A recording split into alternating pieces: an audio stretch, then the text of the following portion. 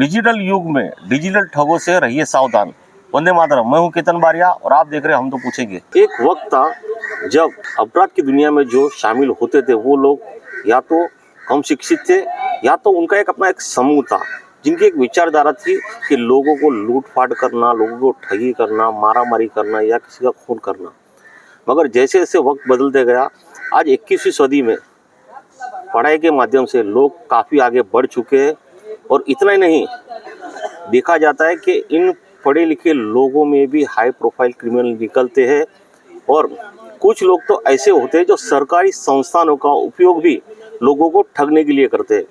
ऐसा ही एक मामला जो है भाईंदर नौकर पुलिस थाने में दर्ज हुआ है, जहां पर एक और लेडी है जो अपने आप को वकील बताकर बैंक से सस्ते दामों में लोगों को फ्लैट दिखाने का झांसा देकर लाखों रुपए की ठगी कर चुकी है।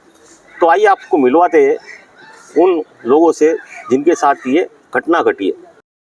और मैं भाजी मार्केट में भाजी का धंधा करती हूँ, बीपी रोड खारी गांव में। मेरे पास एक रानी सिंह करके एक लेडीज आई थी। उन्होंने मेरे से बोला कि ये साधना पांडे लेडीज है, ये वकील है और ये लोगों को बैंक से जब्त किया हुआ रूम और दुकान सस्ते दामों में दिलाती है। और उन्होंने बोला कि मैं ऐसा सबको गरीब लोग को, बहुत जन को, ये रानी को भी मैंने 2 दुकान और घर जैसल पार्क में दिला चुका है और आपको भी चाहिए तो आपको भी वो दिला देंगी। और गरीबों को ये बहुत मदद करती है और कोर्ट से इनको आता है कि इतना इतना रूम और दुकान तुम्हारे हाथ में है और आप गरीब लोग को ये दे सकते हो और पैसे वाले को नहीं, खाली गरीब लोग को दे सकते हो। तो उन्होंने बोला कि मेरे को स्टेशन के सामने इन्होंने प्लास्टिक मार्केट में 2 दुकान रानी को मैंने दिला दिया है, तेरे को भी चाहिए तो तुमको भी मिल जाएगा।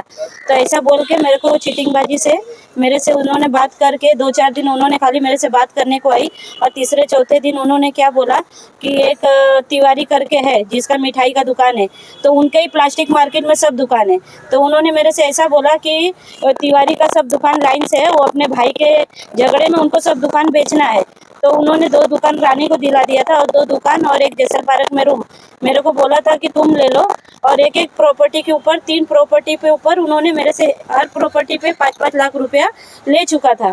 तो उन्होंने बोला कि एक प्रॉपर्टी पे 5 लाख दो और आपका महीने का किस्त बन जाएगा, वो तुमको कोर्ट में जमा करना पड़ेगा पैसा, वो हम नहीं लेते, कोर्ट में देना पड़ता है, कोर्ट के जरिए पैसा जाएगा, वो तुमको किस्त बन के आएगा। और पहली बार उन्होंने मेरे से 5-5 लाख रुपए 3 प्रॉपर्टी पे ले चुका था और उन्होंने बोला कि और पैसा आपको जो है कोर्ट में जमा करना पड़ेगा। उन्होंने बोरीवली कोर्ट में नीचे ले जाके मेरे को 2-3 लॉटरी पेपर बना के भी दिया और मेरे से बैंक में जा जाके वो मेरे से पैसा लेती थी, खुद जाती थी और खुद साइन मेरे से चेक भरवाती थी और बैंक में जा जाके वो मेरे से पैसा निकलवा के लेती थी। मेरे को चेक भरने नहीं आता था तो कैश, वो बोलती थी कि तुम्हारा जीएसटी लगेगा, इसके लिए उन्होंने बोला कि तुम्हारा जीएसटी बचेगा, इसके लिए तुम कैश दोगे उतना तुमको फायदा रहेगा, कोर्ट को दिखना नहीं चाहिए कि तुम्हारा इतना पेमेंट इतना हुआ है।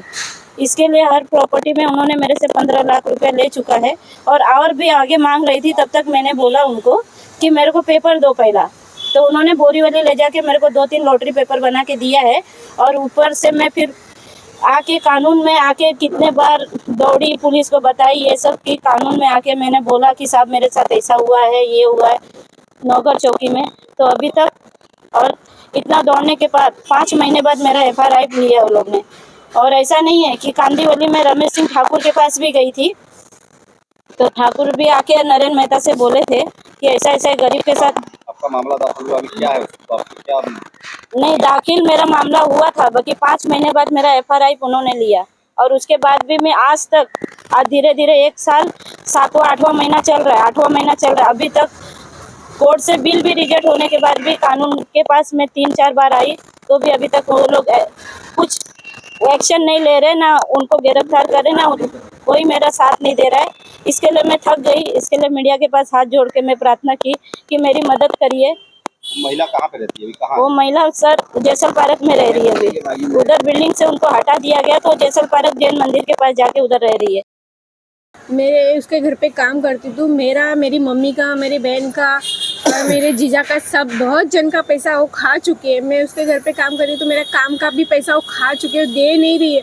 और मेरी माँ भी परेशान है। मेरा कम से कम 15 लाख है, मेरी माँ का 18 लाख है और मेरी बहन का 1.5-2 लाख है। मेरा नंदुई का जो है उसका भी डिवोर्स का कम से कम 1.5-2 लाख उसका भी है। बहुत ज़्यादा पैसा खा रही, देने का नाम नहीं। और मेरे आदमी को एकदम बीमार करके छोड़ दिए, मेरे आदमी को भी कैंसर है, कोई हिसाब से नहीं।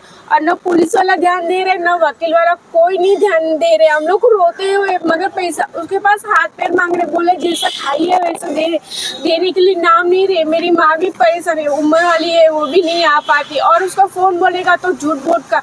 और उसके साथ जो महेंद्रा करके है ना, वो बहुत नीच और हलकट आदमी है, एकदम नीच है, कमीना। वो भी उसके साथ मिला हुआ है, मगर देने के लिए। और बेटी का सब में शादी का सब मैं एंजॉय करके सब पैसा हम लोग का खा चुकी। बहुत बुरा हालत है। तो महिला अभी आपको मिलती है क्या? हाँ मिलती है, मेरे आदमी के साथ भाई भाई का रिश्ता मानती है, मगर दे नहीं रही है। और मेरे को बोलते है तो मेरे को गाली दे के जाती है रास्ते में भी। आप लोगों ने कुछ मामला दखल कराया क्या? हम लोग ने पुलिस में आते थे, बहुत जना, उसके घर पे भी जाके बहुत बार हाथ पैर भी जोड़े, मगर वो देने के लिए तो ना ही बोलते। अब तो फोन भी नहीं उठा रही है। पहले मेरे को जैसलबाग, मेरा नाम रवि कनौजिया है, मेरी ऑटो ड्राइवर रिक्शा चलाता हूँ मैं। मेरे को जैसल पार्क में सेलिब्रेशन होटल के ऊपर फ्लैट दिखाया था, मुझे बोला था फ्लैट में तेरे को दे दूंगी, इसका प्राइस बोलती है 22.5 लाख में है, डिफॉल्टर की मैं वकील हूँ, वैसा बोल के मुझे फ्लैट दिखाया था। उसके अंदर वो खुद घूम रही है और मेरे को फ्लैट दिखाया, बोली मैं फ्लैट तेरे नाम पे कर दूंगी।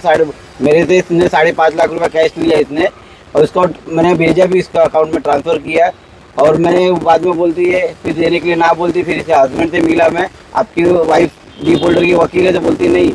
तो बाद में वो मेरे से चिढ़ने लग गई, मेरे को मेरा फ़ोन नहीं उठाने लगी और अपना दाखिल हुआ है नौगर चौकी में हुआ है, मगर पुलिस भी कोई सपोर्ट नहीं कर रही है हमको। पुलिस आते हम लोग फिर भगा। साधना पांडे के अकाउंट में मैंने 4.5 लाख रुपये ट्रांसफ़र किया है और पुलिस को मैंने खुद ट्रांसफ़र किया है, मगर पुलिस कोई सपोर्ट नहीं कर रही, पुलिस को देख नहीं रहे। हम लोग कितने बार आके चले जाते, मगर कोई ध्यान नहीं दे रहे पुलिस हम लोग के ऊपर, कोई सपोर्ट। उसके अंदर साधना पांडे है, महेंद्र डिलोड है और रानी है और उसकी लड़का है और उसका हस्बैंड। 5 जन है वो लोग, गेम वो लोग का 5 जन का गेम है।